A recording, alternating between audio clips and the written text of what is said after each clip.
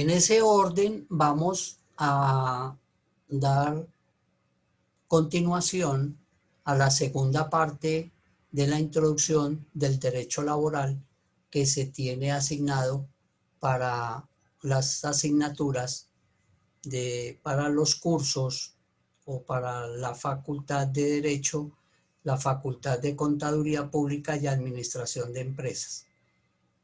En la pantalla les estoy colocando el correo del docente para que por favor todos lo escriban, le tomen fotos a la pantalla, lo tengan registrado. Es coaching educativo 4501@gmail.com. Este correo es el medio de comunicación directo que tienen los estudiantes con el docente. El día viernes vamos a hacer un trabajo grupal de investigación y en ese correo los grupos deben de subir las conclusiones de la investigación que se va a hacer el día viernes, porque el lunes vamos a hacer un foro donde los grupos nombran su relator, pueden nombrar 1 o 2 relatores para que hagan la exposición de la investigación y de esa manera le damos el trámite al foro que vamos a realizar. Entonces el correo del docente es bien importante que lo tengan en cuenta para desarrollar esa actividad. Igualmente, los parciales los vamos a publicar en la plataforma, en el aula virtual. Vamos a dar un tiempo prudencial para que respondan el parcial y lo deben de subir a este correo del docente. No tenemos otra fuente de comunicación entre el docente y los estudiantes, sino es este correo, coaching educativo 4501@gmail.com. Entonces, desde ya, grábenlo, sáquenle fotos a la pantalla, transmítanlo a los demás compañeros para que después no aparezcan diciendo que no tienen el correo del docente. Bueno.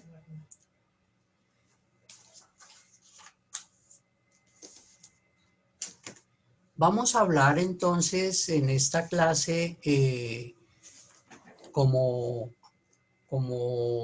temas, vamos a hablar de los sindicatos. Como lo dijimos dentro de nuestra bibliografía, tenemos los textos, la literatura jurídica, y vamos a definir entonces que de acuerdo a los artículos 38, 39, 55 y 56 de la Constitución Política de Colombia, se establece el ordenamiento jurídico para la constitución de los sindicatos. En el artículo 38 se habla que se garantiza el derecho de libre asociación. Se garantiza el derecho de libre asociación. Esto quiere decir que desde el artículo 38 constitucional ya el gobierno está autorizando que los ciudadanos obtienen la garantía de la asociación. Y en el artículo 39, entonces nos narra lo relacionado con que los trabajadores y empleadores tienen derecho a constituir los sindicatos. Los trabajadores y los empleadores se pueden constituir en sindicatos. Entonces, un grupo de trabajadores, no menos de 25 personas, 25 trabajadores que no sean directivos, se pueden agremiar dentro de la empresa y con la sola acta de constitución del sindicato es suficiente para radicársela al empleador, donde se le está manifestando que los trabajadores se constituyeron en sindicatos. Entonces pueden ser trabajadores de la misma empresa, pueden ser trabajadores del mismo gremio, por ejemplo, trabajadores que laboran para diferentes oficinas de contadores públicos, pero su función es meramente contable. Entonces, se pueden agremiar como sindicato de gremio. Lo mismo los administradores. Hay empleados que trabajan con firmas administradoras, entonces ellos dicen, nos vamos a agrupar y forman un sindicato gremial. Por ejemplo, los trabajadores que forman sindicatos de industria. Entonces, por ejemplo, todos los trabajadores que trabajan en la industria de la construcción. Entonces ellos se van a agremiar en un sindicato. Las empresas se pueden agremiar de tal sentido que, por ejemplo, aparece el sindicato antioqueño, donde un grupo de personas jurídicas, un grupo de empresas se unieron con el fin de hacer fuerza política, fuerza social, fuerza económica para contrarrestar algunas vejámenes del mismo gobierno, tener ese poder económico para poder manejar la economía del país. Entonces se agrupan esas empresas cumpliendo con el ordenamiento constitucional. Porque el artículo 12 del Código Sustantivo del Trabajo lo deja plenamente definido, donde dice que el Estado colombiano garantiza los derechos de asociación y huelga en los términos prescritos por la Constitución Nacional y las leyes. Frente a este tema, entonces aparece una excepción. Y la excepción es relacionada con los derechos que tienen los trabajadores a hacer las huelgas. Entonces se dice que la excepción es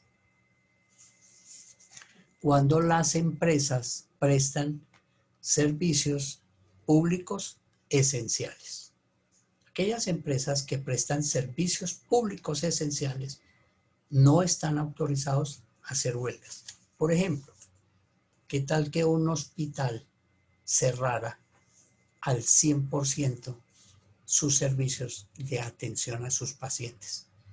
Pues a la fuerza el gobierno no lo va a permitir y a la fuerza va a hacer que ese hospital lo abran porque está prestando un servicio esencial. ¿Cuál es el servicio esencial? Proteger la vida de los individuos, de los habitantes del territorio. Entonces vemos un ejemplo muy claro cuando Avianca, los pilotos hacen esa huelga y Avianca le dice al gobierno que declare la huelga, que esa huelga es ilegal. Porque es que aquí aparece una figura que es una figura tripartita. Esa figura tripartita quiere decir los trabajadores con el sindicato, aparece la empresa y aparece el Ministerio del Trabajo, o sea, aparece el gobierno. Entonces es una administración de esa huelga tripartita. Entonces,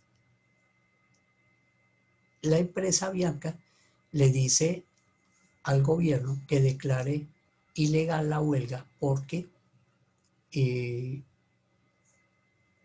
servicio que presta Avianca es un servicio esencial.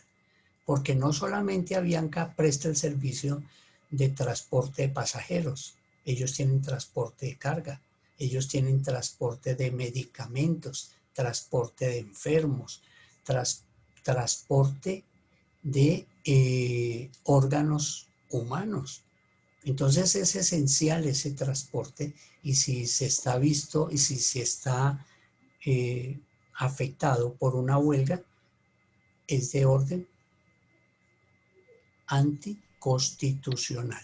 Entonces, por eso esa huelga, los aviadores perdieron la huelga y cuando presentaron los recursos, el tribunal le aceptó que la huelga era ilegal, pero les dio la garantía y le ordenó a la empresa que no podía despedir a esos trabajadores que habían declarado la huelga. Ese fue el beneficio que les dio el tribunal al sindicato, que no fueran despedidos. Bueno, tampoco está permitido que haya una agremiación de la fuerza pública, como la fuerza pública, la policía, el ejército, la fuerza armada. Ellos no pueden agruparse de forma sindical. Y entonces ahí en ese tema aparece un término que quiero que lo escriban porque es bien importante, que se llama el ius, con Y, ius variandi. Ius variandi.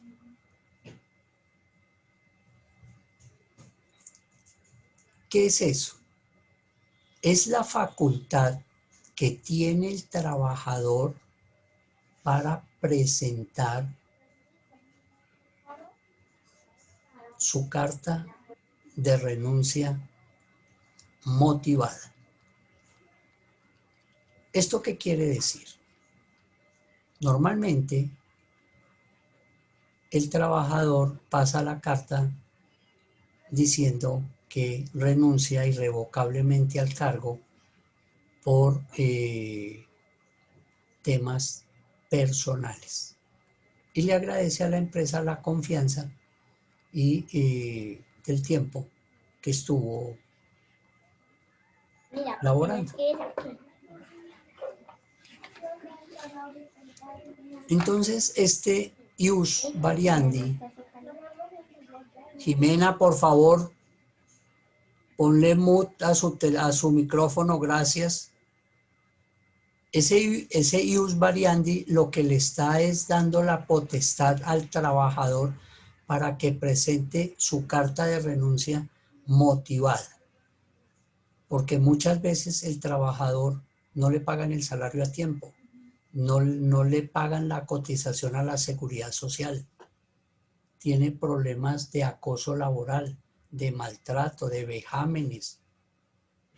Entonces, el empleador le da miedo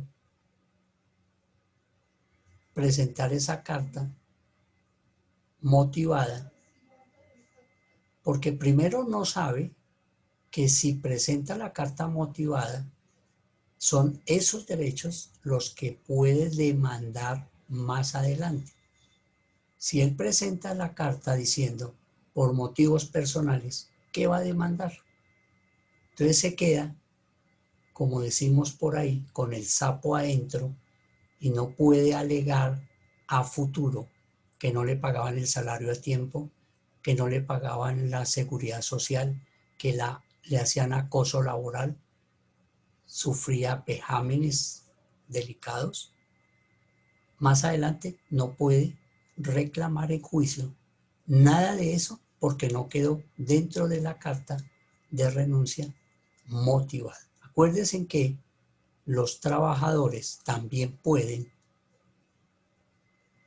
presentar la carta terminando el contrato por justa causa y pedir indemnizaciones. No es solamente el empleador, porque en esta relación laboral se crean derechos y obligaciones. También tenemos que dentro de los mínimos derechos que tienen los trabajadores, existen unas cláusulas que se llaman cláusulas ineficaces. Esas cláusulas ineficaces son todas aquellas que de pronto quedan de forma verbal o de forma escrita y que afectan, van en contra de los derechos de los trabajadores. Entonces, todas esas cláusulas negativas que van en contra del trabajador, por ejemplo, pueden haber cláusulas terribles en las cuales pueden decir que la empresa le paga al trabajador siempre y cuando los contratistas le paguen a la empresa. Esa es una cláusula ineficaz. No tiene nada que ver el salario del trabajador con que a los que se les prestan los servicios no paguen. Eso es totalmente diferente. La empresa tendrá que ver cómo saca plata de donde no la tenga para pagarle los salarios a los trabajadores. Por ejemplo, que Institución de Colombia le diga a sus trabajadores, solamente le pagamos el salario en la medida que los estudiantes paguen sus periodos académicos. Esa es una cláusula ineficaz, porque una cosa es el trabajo que hacen en la parte administrativa o los profesores y otra cosa es la relación contractual entre la universidad y los estudiantes. Ahí hay una cláusula ineficaz, la cual el Código Laboral dice que esas cláusulas ineficaces que vulneran los derechos de los trabajadores se tendrán como no escritas.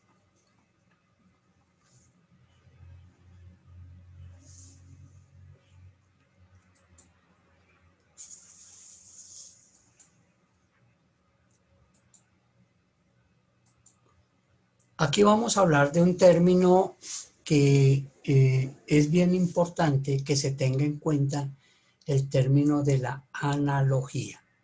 ¿Qué es la analogía? La analogía es traer leyes de otras jurisdicciones para ser aplicadas, ejemplo, en el derecho laboral. Entonces, nosotros ayer vimos las clases de jurisdicciones y vimos, por ejemplo, que tenemos una jurisdicción del derecho laboral, una jurisdicción del derecho civil general y que está dividido también en el derecho civil familia. Tenemos el derecho penal y el derecho administrativo. Entonces, si ustedes se han dado cuenta, este docente en sus oportunidades trae a colación ciertas normas que aplica al derecho laboral. Entonces, por ejemplo, en un juicio, el empleador presenta unos comprobantes de egreso firmados por el trabajador. Entonces, él presenta los comprobantes de egreso y le dice al trabajador que reconozca esta firma. Le presentan el documento que reconozca esa firma. El trabajador va a decir, esa firma no es mía. Estamos hablando en el derecho laboral y estamos en un juicio laboral. Y le presentan un comprobante de pago, el empleador manifestando que con ese comprobante de pago le pagó las prestaciones sociales al trabajador. Y el trabajador no reconoce la firma. Entonces, al no reconocer la firma, aparece una figura que se llama tacha de falsedad. Y esa tacha de falsedad, el juez está en la obligación de compulsar copias a la fiscalía para que la fiscalía investigue si el documento es falso o es verdadero. Como se dan cuenta, entonces estoy trayendo, miren mi cursor, de la jurisdicción penal, por analogía, traigo esa norma de falsificación de documento privado y lo aplico en el derecho laboral. Eso está bien que se haga por el sistema de analogía. También miramos el tema cuando hablábamos de los contratos, que decíamos que el contrato, en términos generales, es un acuerdo de voluntades y es ley para las partes. Textualmente lo dice el Código Civil y yo lo puedo aplicar por analogía ese contrato a la definición de contrato laboral. Es una obligación, es un acuerdo de voluntades donde se crean derechos y obligaciones y es ley para las partes. Es tan así, por ejemplo, que cuando ustedes ingresan a la Universitaria de Colombia, ustedes firman una orden de matrícula. Esa orden de matrícula es el contrato de suministro de educación que debe hacer la universitaria y ahí adquieren las partes, tanto la universidad como los estudiantes crean derechos y obligaciones. ¿Cuál es el derecho que tiene el estudiante? A que Universitaria de Colombia le preste un servicio de educación óptimo a la carrera que están estudiando. Ese es el derecho.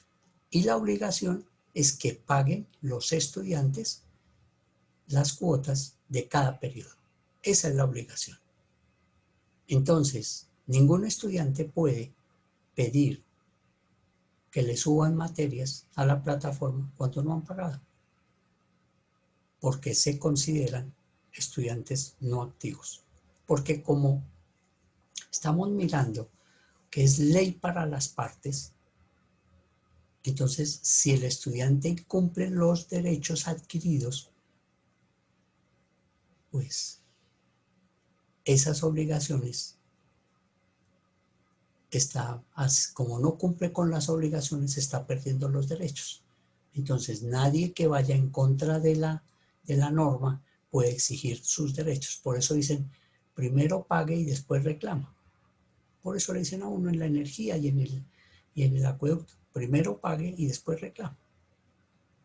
Asimismo es en los contratos donde se dice que se adquieren derechos y obligaciones porque es ley para las partes. Ok, entonces hemos explicado con 3 ejemplos de 3 jurisdicciones el tema de la analogía. ¿Para qué sirve la analogía? ¿Qué es la analogía? ¿Cómo la utilizo y para qué sirve? Tenemos aquí también un contexto que hablamos de la buena fe jurídica. Y aquí existe un término que se llama la presunción de la buena fe. De modo pues que la buena fe se presume.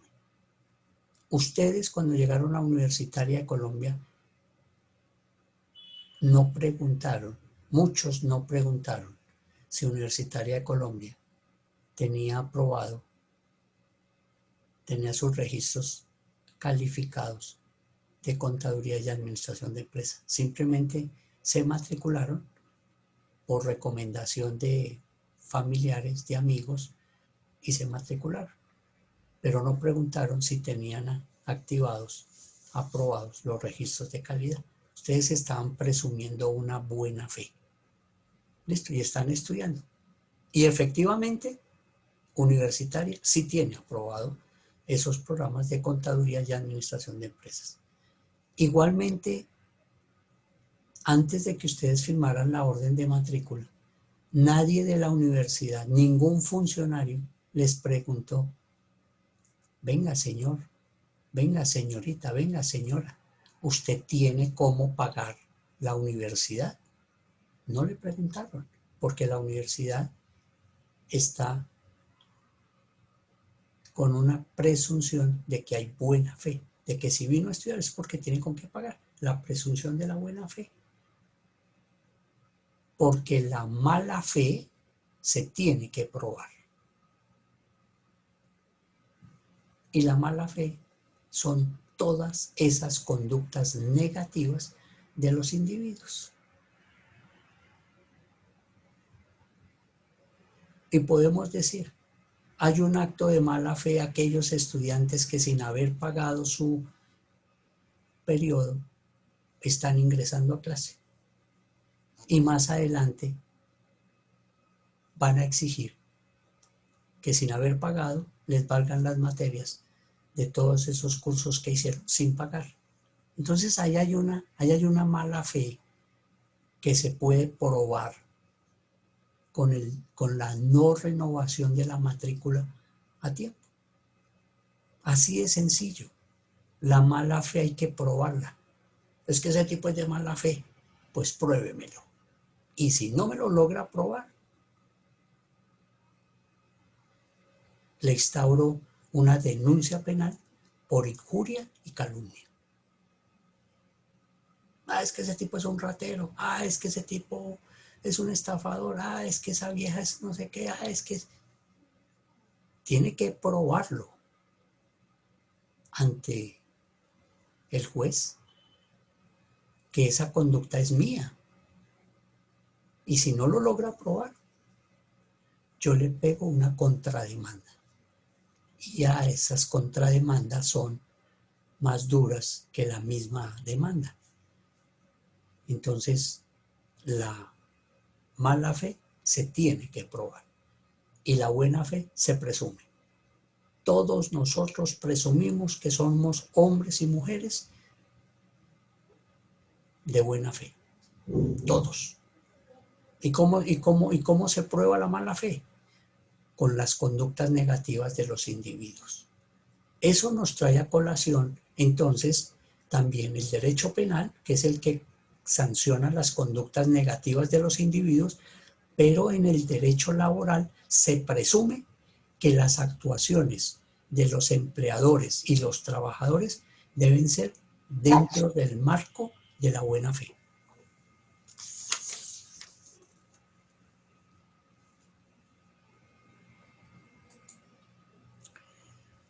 He traído este cuadro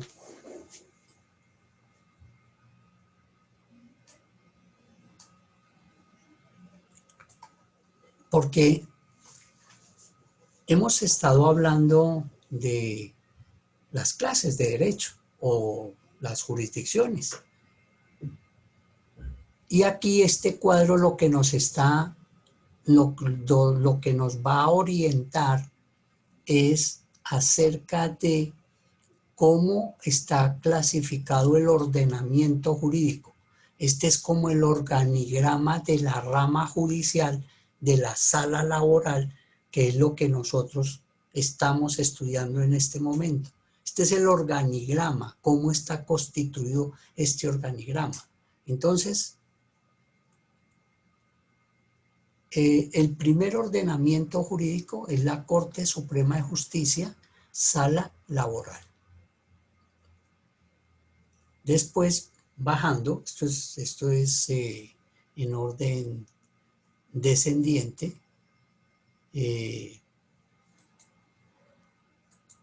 podemos decir en esta flecha, que es en orden descendiente, vienen los tribunales de la sala laboral y en los tribunales, igual que en la corte, están los magistrados.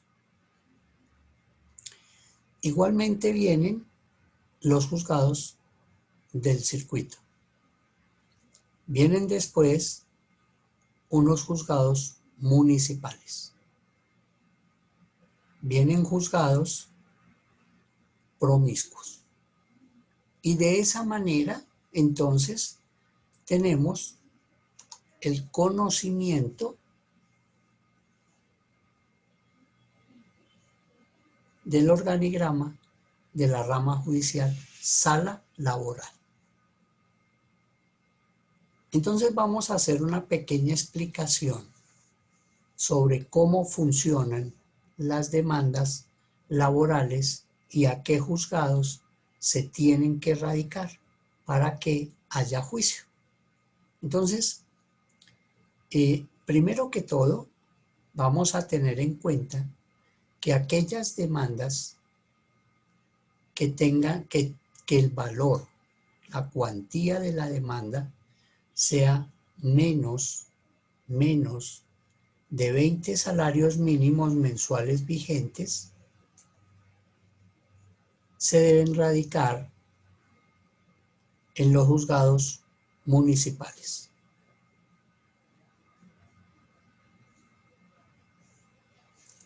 Y se dice que esos juzgados, su fallo, lo que falla el juez, la sentencia del juez, es de única instancia. ¿Qué quiere decir eso?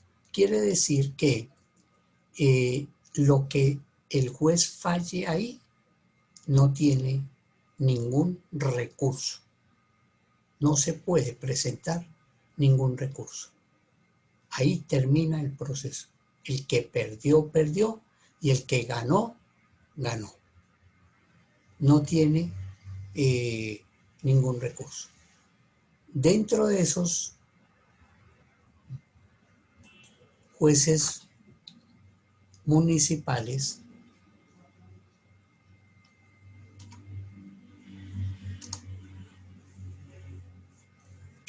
cuando uno va a radicar la demanda en el centro de servicios judiciales, entonces el mismo funcionario le puede enviar a uno la demanda a los juzgados municipales o a los juzgados de pequeñas causas o a los juzgados de descongestión. De modo pues que hay 3 juzgados para que se puedan hacer los juicios de mínima cuantía, que son de menos de 20 salarios mínimos y son de única instancia.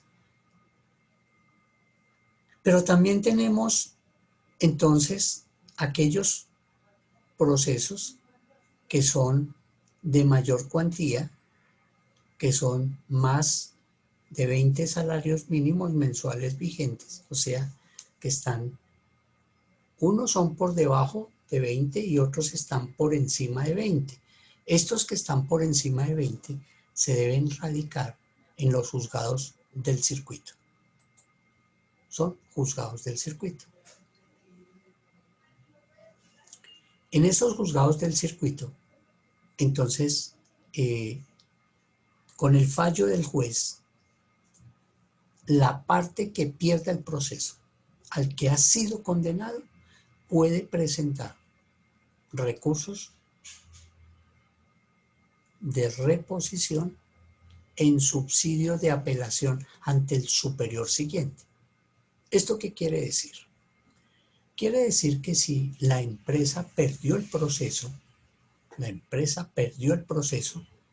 y la cuantía de lo que se pretende es por encima de 20 salarios mínimos, entonces la empresa, el abogado de la empresa, presenta un recurso de reposición, diciéndole que el mismo juez puede reponer porque considera que quedó mal calificado la sentencia, que no le tuvo en cuenta, por ejemplo, los testigos.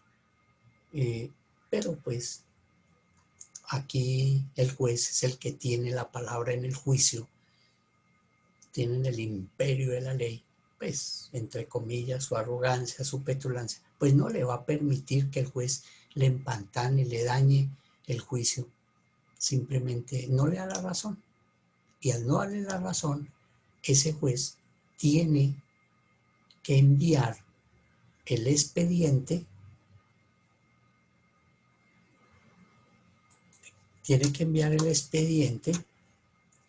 en subsidio de apelación ante el superior siguiente. ¿Quién es el superior siguiente de estos jueces? Pues son los tribunales, o sea que va hacia arriba. El jefe de los juzgados del circuito son los tribunales. Y ellos son los que dirimen, ellos son los que revisan si lo actuado por el juez del circuito está bien, se pueden ratificar en todo, se pueden ratificar parcialmente, pero igualmente, si el empleador no está de acuerdo con ese fallo del tribunal, puede apelarlo y lo puede enviar, mírenlo, miren el cursor, lo pueden enviar a la Corte Suprema de Justicia, Sala Laboral, en un proceso que se llama casación, que es enviar del tribunal el expediente por casación. Pero resulta que la Corte también tiene establecido unos reglamentos para que se dé la casación. Eso no es que todo el mundo quiere ir a la Corte a presentar sus recursos, a presentar sus cosas. No, no. En la Corte, entonces la Corte le dice, si usted quiere presentar la casación, el negocio debe tener una cuantía equivalente a más de 120 salarios mínimos mensuales vigentes. Primera condición. Y la segunda condición es que al revisar la casación, observe la Corte que hubo errores inminentes del juez del circuito, el juez que falló en primera instancia, para tenerlo en cuenta. De lo contrario, se lo devuelve. Y dicen, no señor, aquí no se lo recibimos porque no cumple los requisitos. Simplemente se lo devuelve. Entonces, para resumir, tenemos el tema de los jueces promiscuos que funcionan en las cabeceras municipales. Por ejemplo, tenemos jueces promiscuos en Zipaquirá, en La Calera, en las cabeceras municipales. Entonces, en Chía pueden haber, en Cajicá pueden haber, en Mosquera pueden haber jueces promiscuos que son los que atienden de las diferentes jurisdicciones. Entonces, un juez promiscuo nos puede atender de derecho laboral, nos puede atender de derecho civil general, familia, algo de administrativo, lo puede hacer ese juez promiscuo. Entonces, ¿quién es el jefe del juez promiscuo? El juez municipal. ¿Quién es el jefe de los jueces municipales? El juez del circuito. ¿Quién es el jefe de los juzgados del circuito? El tribunal. ¿Quién es el jefe supremo de todos? La Corte Constitucional. Es el jefe supremo de todos. De todos, de todos. Él es el jefe de todos. La Corte Suprema de Justicia. Así entonces tenemos la clasificación de la rama judicial en la sala laboral. Y así funcionan en todas las otras salas. En la sala civil, en la sala civil familia, en la sala penal, todo funciona en ese orden de ideas. Pero como nos enfocamos es a lo nuestro, a lo que estamos estudiando, esta es la clasificación del ordenamiento jurídico, la clasificación de la rama judicial. Clasificación de la rama judicial.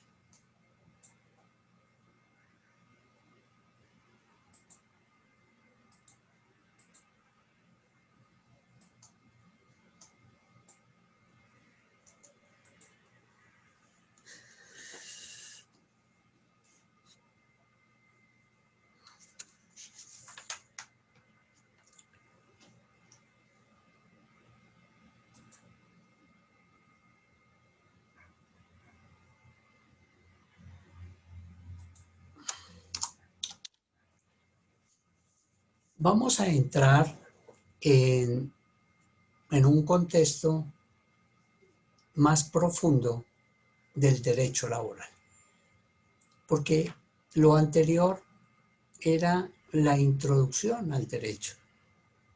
Entonces tuvimos conocimiento de qué es el derecho, tuvimos conocimiento de sindicatos, tuvimos conocimiento de la analogía, tuvimos conocimiento de la buena fe, tuvimos ya toda una introducción a ese derecho laboral, que es la parte esencial de lo que nosotros queremos paulatinamente ir mirando, ir analizando de una forma ordenada, de acuerdo al ordenamiento constitucional, de acuerdo al ordenamiento del Código Sustantivo Laboral, Código Sustantivo del Trabajo, para que los estudiantes no les quede la menor duda del aprendizaje del conocimiento científico, que es lo que se necesita que ordenadamente vayan a ir aprendiendo los estudiantes para que aquellos conceptos empíricos que tienen los vayan a ir depurando, los vayan a ir consolidando, porque yo tengo un concepto empírico y le doy un matiz, permito que el conocimiento científico entre a mi conocimiento empírico y hace que sea una fortaleza. Yo no les estoy diciendo que muchos conceptos empíricos que ustedes tengan son inválidos. No, señores. Al contrario, los vamos a acoger, los vamos a fomentar dentro de un concepto de conocimiento científico y lo vamos a consolidar para que sea fuerte. Por eso yo les decía, necesitamos desaprender, es desaprender ese conocimiento científico para ese conocimiento empírico para acoger el conocimiento científico y tener fortaleza. Es por esto, un maestro de construcción, él sabe levantar un muro, él sabe que ese muro lo tiene que pañetar, él sabe que ese muro lo tiene que estucar y finalmente lo va a pintar. Como maestro de construcción, como contratista de construcción. Pero él tiene la facultad, tiene la posibilidad de entrar a la facultad de arquitectura. Entonces, cuando ellos lleguen a ese tema de la construcción de los muros, entonces el maestro que hace, el docente que tiene la temática de la construcción de los muros le va a decir a ese maestro de obra que lo que él tiene aprendido desde el punto de vista del conocimiento empírico no le sirve de nada para adquirir el conocimiento científico de la construcción de esos muros. Pues no. ¿Por qué?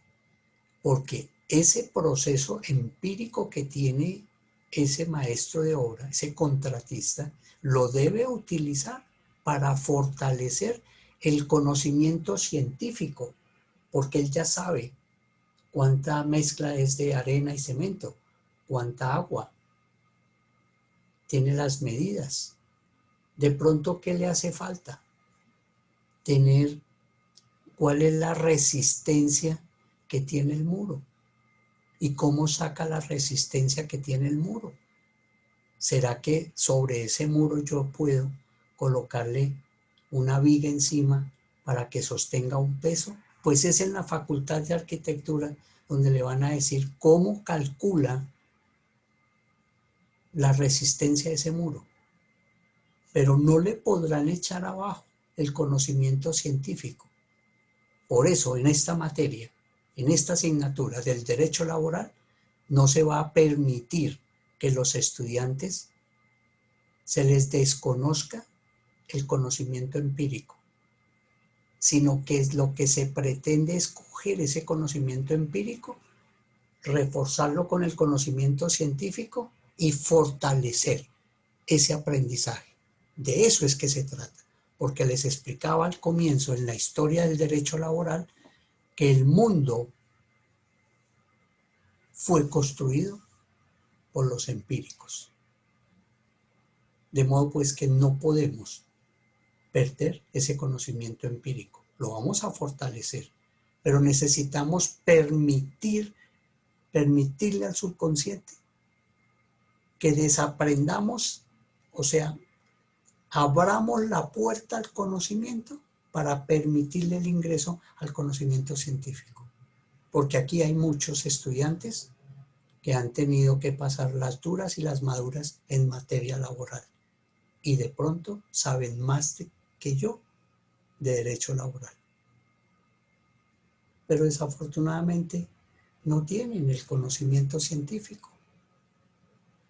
Entonces, permitan que este conocimiento científico que se les está transmitiendo entre a los confines de sus mentes. Y muchos conocimientos empíricos van a tener que dejarlos de lado. Porque pueden estar errados. Y les puede de pronto hacer daño y les puede obstaculizar recibir ese conocimiento que se les está brindando en este momento. De modo pues que puntualmente estamos siendo ordenados en los temas para que lentamente vayamos a ir introduciéndonos en el campo del derecho laboral de una manera tal que nos permita comprender, sin ser abogados, comprender paso a paso dónde queremos llegar. Ahorita vamos a mirar el contexto de los contratos laborales. ¿Qué es un contrato laboral? Y la ley dice que el contrato laboral es aquel por medio del cual una persona natural se obliga a prestar un servicio personal a otra persona natural o jurídica. Profe, qué pena. Que ¿me puedes repetir donde dice que se obliga a presentar? Gracias, qué pena. Sí, con gusto. El contrato es aquel por el cual una persona natural se obliga a prestar un servicio personal a otra persona natural o jurídica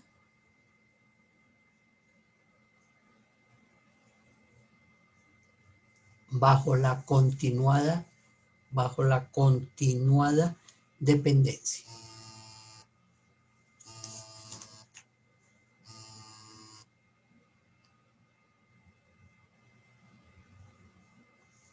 Está llamando el decano de ¿Bajo qué, profe, administración. perdón? Dígame. ¿Bajo qué, profe, perdón? Bajo la continuada dependencia o subordinación.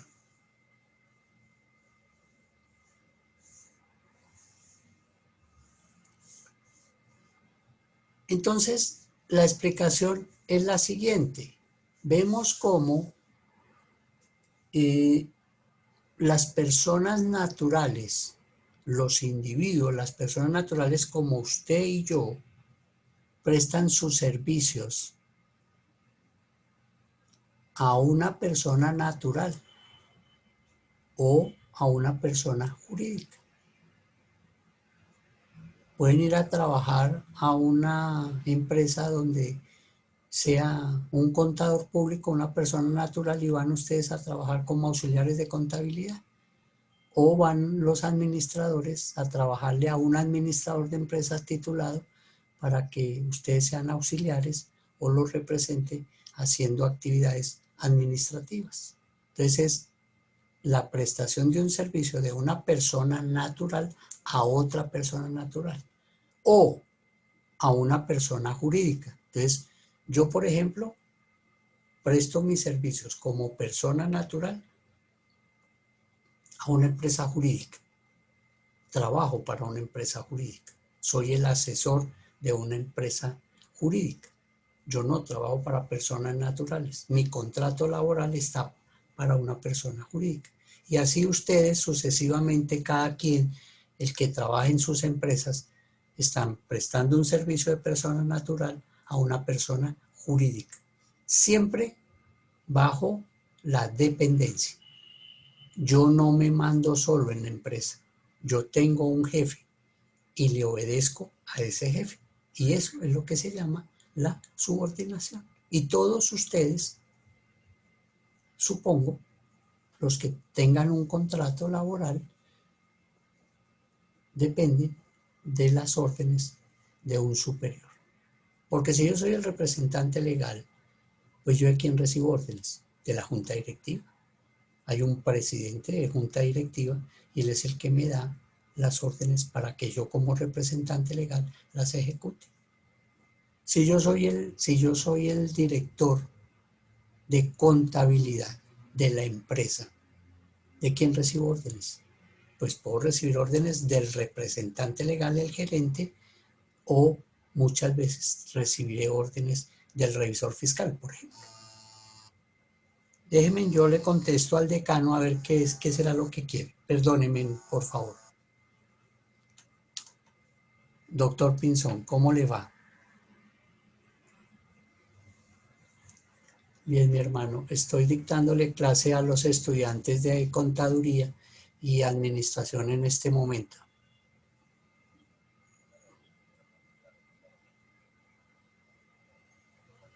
Sí, señor, bien pueda. Adelante.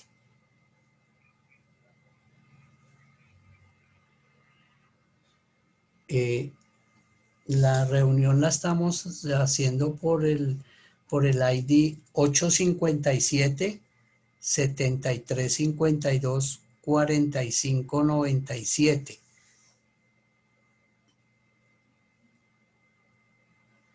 735 245-97 y no tiene contraseña.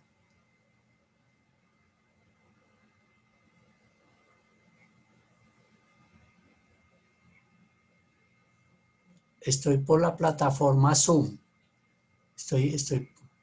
Estoy por la plataforma Zoom. Solo colocar ese ID y ya ingresa. Yo estoy pendiente aquí si es que necesito darle autorización para ingresar, pero no me pide. No me pide. No me pide. Ningún estudiante me pide que le dé autorización para ingresar al aula. Ellos entran con ese ID.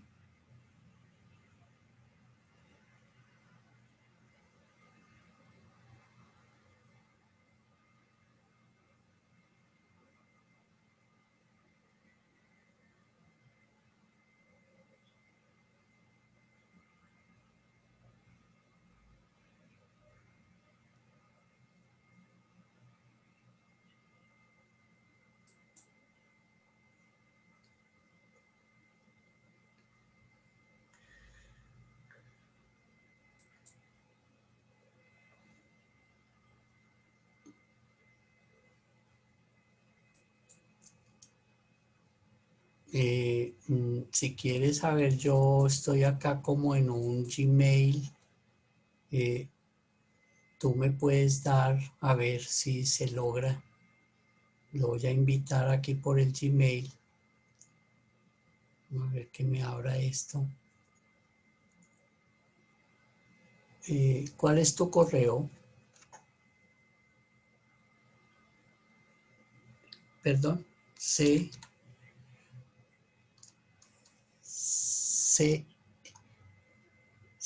E, sí,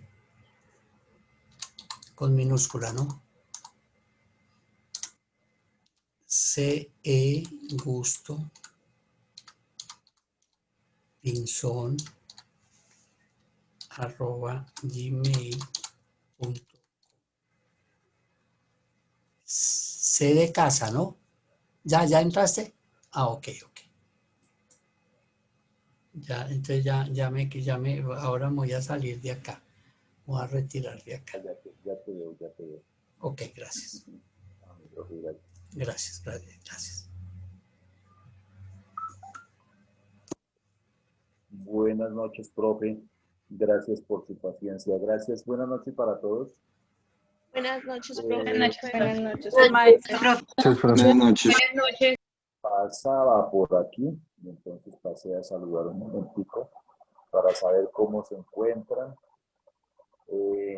para saludarlos, para robarle un minutico al profe Alejandro y enterarme de qué novedades hay por aquí, qué inquietudes hay.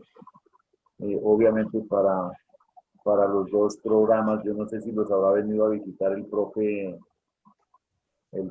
Amit, me imagino que no. Entonces, disponible para todos, para aquellas cosas que yo les pueda ayudar. A todos los estudiantes de administración los incluí en un grupo enorme de WhatsApp. Entonces, aquí tengo primero, segundo y cuarto. Tenemos una familia pequeñita dentro de la familia de institución. Entonces, es únicamente para que cuando ingresemos allí, o sea, cuando tengan alguna dificultad, pues me la hagan conocer. Estoy a sus órdenes. Si hay algún estudiante de contaduría pública que necesite algún tipo de ayuda, con muchísimo gusto, pues si no encuentran de pronto respuesta con su decano, pues yo con muchísimo gusto les puedo intentar ayudar. No sé si hay algo que les pueda ayudar en este momento o sencillamente les dejo continuar con su clase y ya los saludé. Me encanta verlos por ahí a toditos, todos casi. Todos calladitos, porque aquí en la segunda página veo muchos cuadros, no veo rostros, veo fotos. ¿Por qué no se dejan ver, chicos? Eso. Paolita, hola.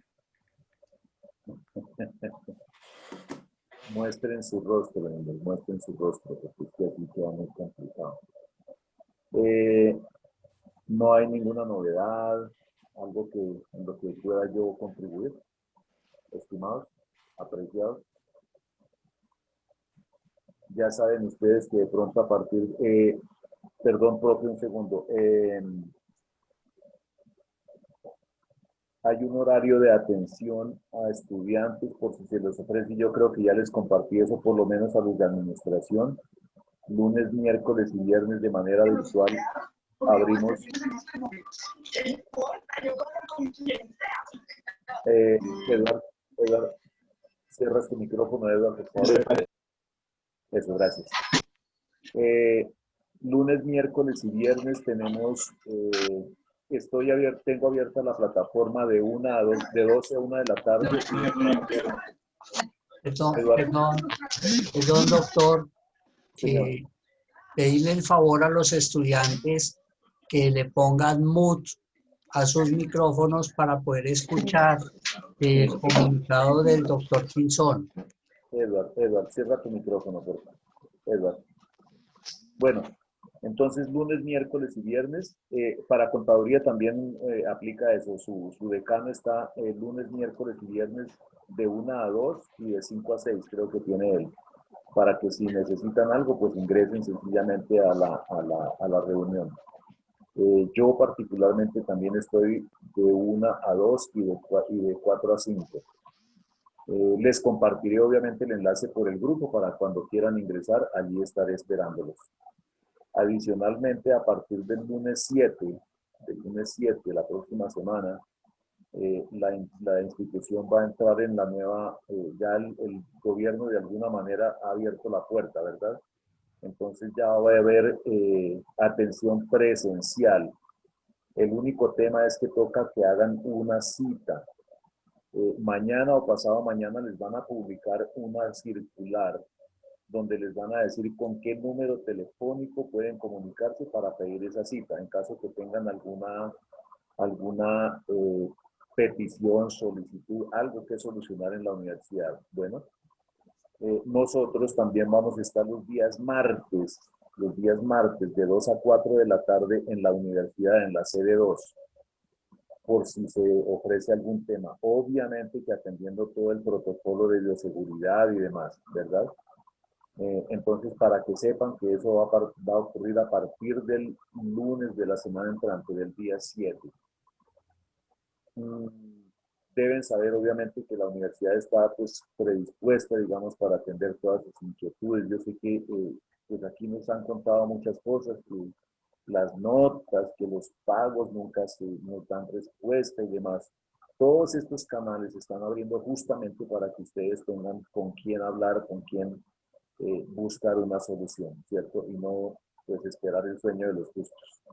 Entonces, es para comentarles eso. Y bueno, nuevamente a sus órdenes para los dos programas. Para administración, pues obviamente con los brazos abiertos, para contaduría también cuando así lo requieran. Solo golpeen la puerta que seguramente se abrirá muy fácilmente. Estoy dispuesto para contribuir con todo lo que sea necesario. Si no hay nada en particular, entonces pues yo me voy retirando. Con eso no les quito más tiempo de su clase. Agradeciéndoles muchísimo su atención. Y bueno, de pronto con la venia del profe Alejandro volveré por aquí a visitarlos 1 o 2 veces durante este módulo. Invitaré al profe Amida que de pronto también venga a saludarlo. Doctor Pinzón, para mí es un placer que nos visite cuantas veces quiera a traernos estos mensajes maravillosos de beneficio hacia la comunidad educativa. Esta es su casa, este es su curso, bienvenido. Muchísimas gracias, mi profe, muy, muy agradecido y con todos muy agradecido. Quedo a la expectativa para lo que necesiten con muchísimo gusto. Les deseo una feliz noche, que terminen su clase en paz y armonía, que duerman, que descansen y mañana sea un día poderoso. Gracias por su atención, por su tiempo, profe, muy gracias, muy agradecido. Muchas gracias. Y buena noche entonces para todos. Muchas gracias. Feliz noche, profe. Muchas gracias. No, profe, feliz noche. Gracias, profe. Feliz noche. Feliz noche. Gracias, profe. Hasta mañana, gracias. Bueno, la universidad va a coger un tema muy parecido al que tienen los juzgados a nivel nacional. Como no se puede ir a los edificios de la rama donde están los juzgados por temas de la pandemia, entonces ellos tienen habilitada una plataforma para que los abogados hagan las citas para hablar con el juez o para ir al despacho. En esa llamada, uno le dice a la recepcionista cuál es la necesidad que uno tiene para ir al despacho. Y la secretaria define si es urgente, es inminente que la persona asista a las instalaciones para darle el permiso. De modo pues que si ustedes llaman a pedir la cita y todo el tratamiento o la diligencia que tengan que hacer se puede realizar vía internet, lo más seguro es que no les dan la cita. Por ejemplo, que quieren cambiar el recibo de la consignación por el recibo de caja, pues simplemente les van a decir envíelo por internet y nosotros a vuelta de correo electrónico le enviamos el recibo de pago. Le cambian el recibo. Por ejemplo, eso que es lo que más tiempo quita, es lo que más algarabía de público tiene la universidad. Entonces, ese tipo de cosas lo van a manejar. Ya que necesariamente tengan un problema donde requieren presencialmente entrar a resolverlo desde el punto de vista académico, financiero, con las directivas, en la parte jurídica, pues muy seguramente les van a dar la cita. Obviamente, para que asistan dentro del máximo de las medidas de bioseguridad. De lo contrario, pues yo les recomiendo que ni se hagan presente por allá porque no los van a atender. Si no tienen la cita, no los van a atender. Entonces, eso, pues, para muchos es una satisfacción enorme que se estén dando esos pasos agigantados porque, pues, la pandemia está acabando con la humanidad. No solamente el encierro, dicen todos en la casa, pero pues por ahí hay otro adagio que dice, sí, pero lo que pasa es que si no me mata la pandemia, me muero de hambre. Entonces, pues, bueno, no es el caso de nosotros, o no es el caso mío, pero pues de todas maneras tenemos que seguir avanzando. Bueno, vamos entonces, dentro de esa definición, estábamos compartiendo nuestra pantalla sobre el tema de el contrato y ya lo definíamos qué es el contrato laboral. Para que exista ese contrato laboral se requieren unos elementos. Se requieren unos elementos fundamentales para que exista ese contrato laboral. Estos elementos fundamentales del contrato laboral son, el primero es la subordinación. Y aquí lo he escrito, que subordinación es igual a recibir órdenes. Debo estar subordinado, debo estar sometido, debo recibir las órdenes de mi empleador, de mi patrón, y ese es el primer elemento que se tiene dentro para que exista el contrato laboral, la subordinación. El segundo, que he escrito acá, es el horario. Todo trabajador en Colombia está autorizado para trabajar 48 horas a la semana y puede máximo trabajar 2 horas extras diarias para completar 60 horas a la semana. No puede trabajar más de 60 horas a la semana porque se podría estar definiendo como una explotación, como un acoso laboral. Es tan así que, por ejemplo, los vigilantes los hacen trabajar 12 horas diarias, de domingo a domingo, y por ahí les dan un descanso cada 15 días. Cuando la ley dice que cada 8 días el trabajador debe de tener su descanso. Aquel trabajador que labore el domingo, el empleador le tiene que compensar en tiempo el dominical, en tiempo y plata. Y tenemos una tercera que habla del salario. Y el salario es todo lo que recibe en especie o en dinero el trabajador. Es todo lo que recibe en especie o en dinero el trabajador.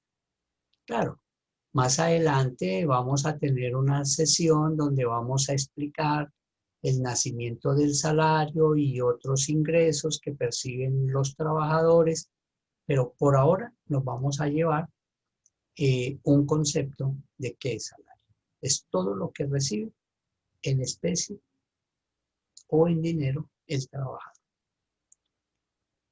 Y para finalizar el tema, entonces decimos que el trabajador presta el servicio de forma directa. No puede el trabajador delegar su función en su hermano, en su primo, en su esposa, en un tercero, en un amigo. No. Para que sea contrato, el trabajador presta sus servicios de forma directa. En este orden de ideas, entonces, tenemos definido el contrato y los elementos esenciales para que exista contrato laboral.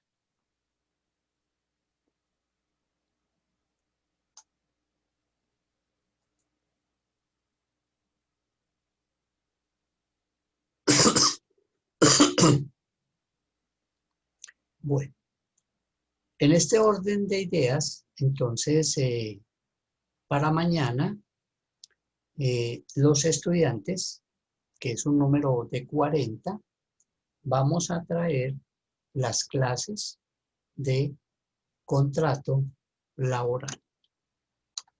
Y si pueden traer la definición, mucho mejor. Clases de contrato laboral.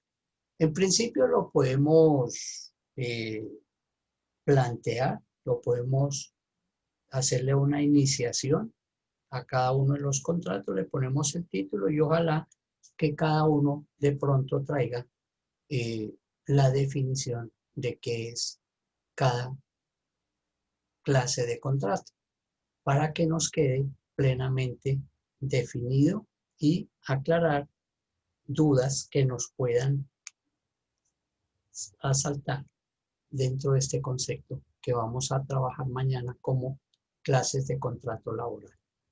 Bueno, mis queridos estudiantes, hemos llegado a la sesión que a ustedes más les gusta, que son las preguntas y las respuestas. Bienvenidos. ¿Quién quiere iniciar? Buenas noches, profe.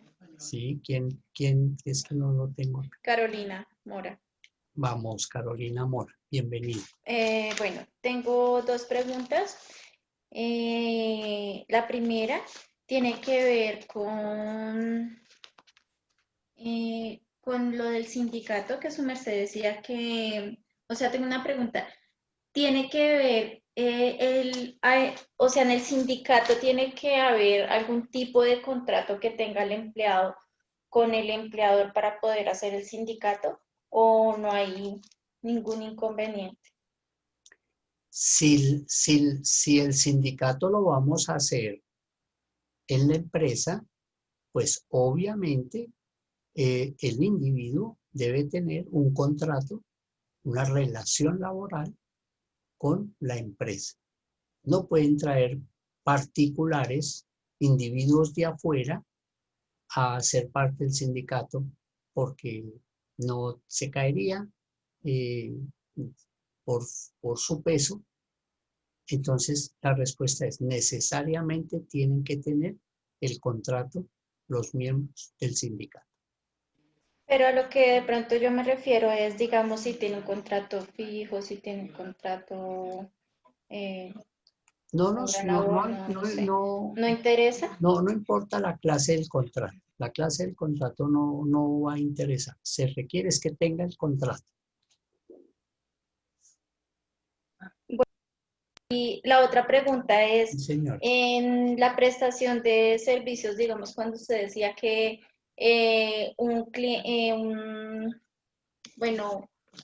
trabajador demanda a la empresa y la empresa muestra una firma que puede que no sea la del empleador.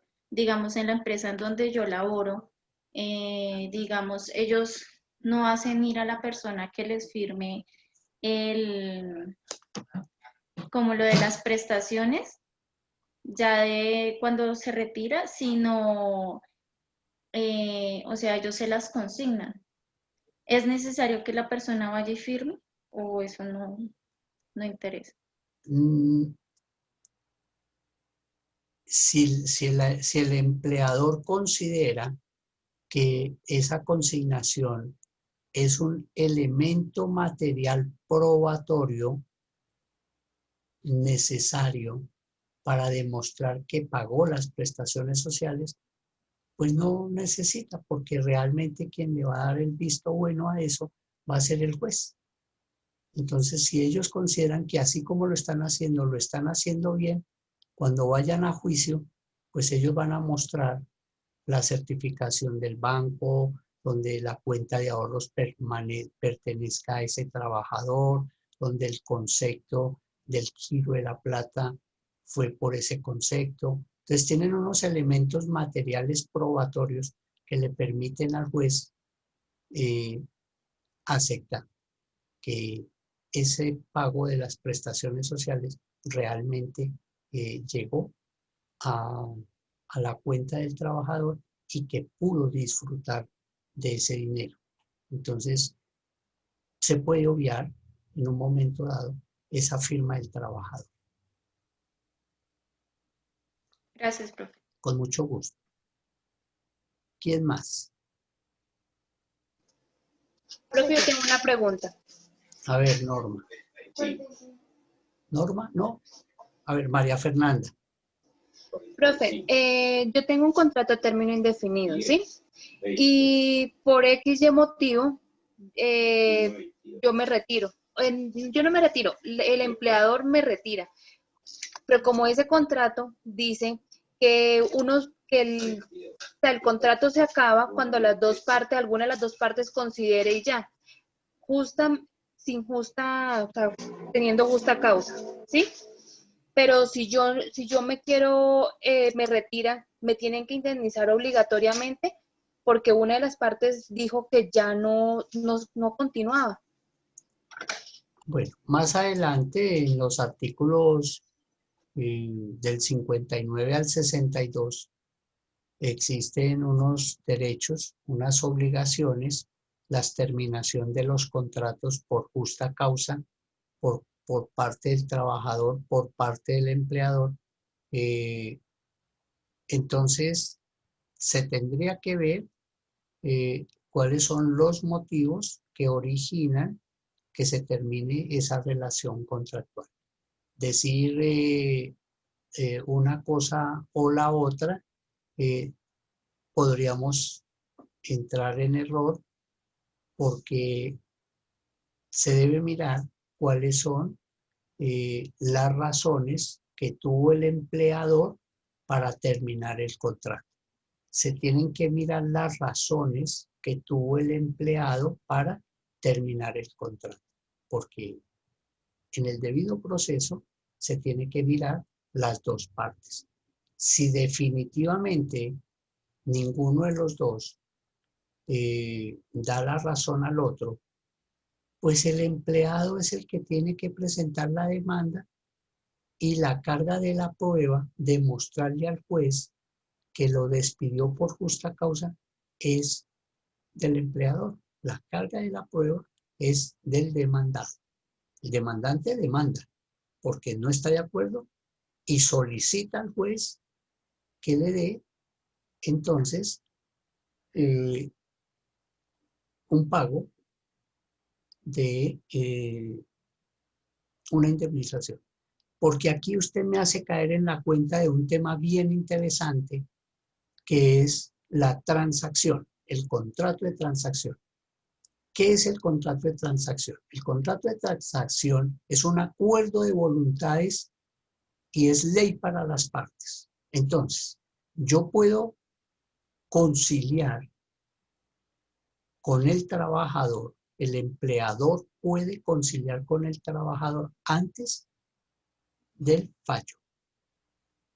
Antes del fallo se puede conciliar. Y se levanta un contrato de transacción donde se manifieste que al trabajador se le pagaron los derechos ciertos y se le pagaron los derechos inciertos. ¿Qué son los derechos ciertos? Los derechos ciertos son las prestaciones sociales, como cesantías, intereses sobre las cesantías, las primas de servicios y las vacaciones. Esos son derechos ciertos, que son indiscutibles, son derechos adquiridos por el trabajador por tener esa relación laboral. Son derechos ciertos, son derechos adquiridos, son derechos inherentes a la persona. Y los derechos inciertos son las indemnizaciones. Cuando a un trabajador lo retiran de la empresa tiene la obligación de pagarle el mismo día que termina la relación laboral, pagarle las prestaciones sociales. No existe ninguna ley que diga es que la empresa tiene 15 días para pagar las prestaciones sociales. No, es que la empresa las puede pagar dentro de un mes. No es cierto, no es verdad, porque la ley lo dice textualmente. Si el empleador no le paga las prestaciones sociales al trabajador, incurrirá en, le debe pagar a manera de indemnización, le debe pagar por cada día de mora un día de salario. ¿Y cuándo empieza? Desde el día siguiente que lo retiró y no le pagó. Entonces, puede suceder que el empresario, el empleador, se demore un año en pagar las prestaciones sociales. Pero eso hay que demostrarlo en juicio. Por sí solo, eso no se cobra. Por sí solo nadie lo paga. Profe, qué pena. Hay que demostrarlo en juicio para que esos derechos inciertos se los reconozca el juez. Ese es el contrato de transacción. Y entonces en el contrato de transacción va a quedar, por ejemplo, se transa por 7 millones y dice 5 millones de pesos corresponden al pago de las prestaciones sociales como derechos ciertos y 2 millones de pesos son los derechos inciertos y queda plenamente definido en el contrato de transacción, se autentica ante notario y se le lleva al juez para que termine el juicio. Porque una de las formas de terminar los procesos es cancelando la totalidad de la obligación. Ahora sí, mi querida compañera, cuénteme. Profe, ¿en qué artículo del código puedo encontrar el mismo día o el día siguiente de lo que tú estabas hablando que se le puede pagar al empleador, que se le debe pagar? En el artículo 65, indemnización por falta de pago. Una pregunta, profesor. Señor. Si existe un pacto de beneficio dentro de la compañía, ¿se puede constituir un sindicato? ¿Qué es pacto de beneficio? Digamos que ofrezcan diferentes beneficios a sus empleados. No sé, que le ayuden con la universidad, que den bonos de, no sé, día a la familia, vacaciones adicionales, o sea, como días que ellos regalen. Es todo como un portafolio que va, pues, en beneficio de los trabajadores.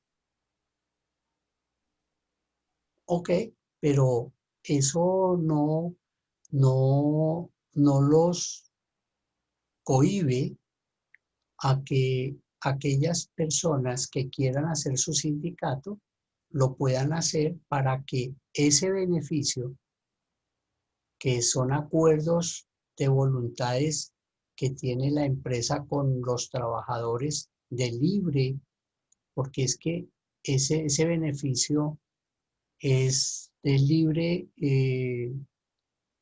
remoción, es de mera liberalidad del empleador pagarlo. El día que él no lo quiera pagar, no lo paga, porque nada lo obliga. Entonces Perfecto. pueden los trabajadores decir, ok, vamos a hacer el sindicato para que ese pacto de beneficio lo oficialicemos.